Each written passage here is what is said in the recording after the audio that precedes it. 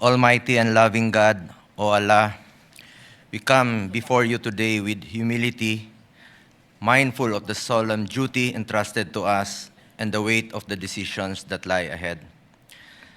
Grant us wisdom to discern what is right, courage to uphold the truth, and fairness in every judgment we make. Keep us from prejudice, anger, personal interest, and political pressure.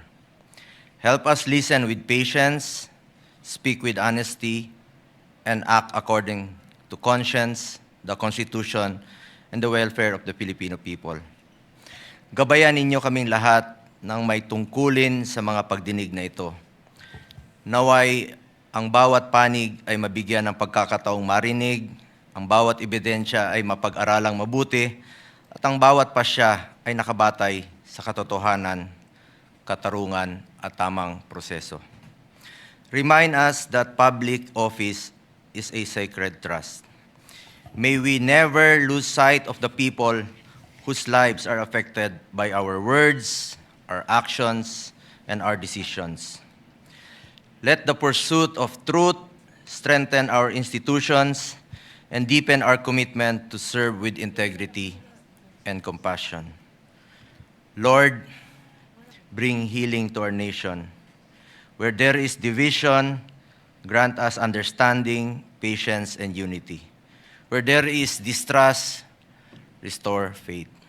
Where there is fear and anger, give us calmness and restraint. When these proceedings are concluded, help us move forward together. Naway makabalik na kami sa aming pangunahing tungkulin, ang magserbisyo at maglingkod sa ating mga kababayan.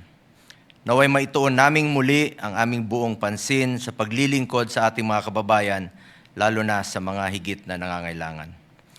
Lastly, may the Philippine Senate remain united in fulfilling its role as the last bastion of democracy. Within these halls, may truth prevail and the true voice of the Filipinos be heard. May compassion for others be a steadfast virtue we live by in our words and in our actions. And may we, your senator judges, be instruments of your grace in the pursuit of peace, justice, and the common good.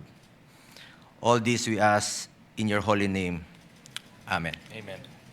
The clerk of court will now call the roll.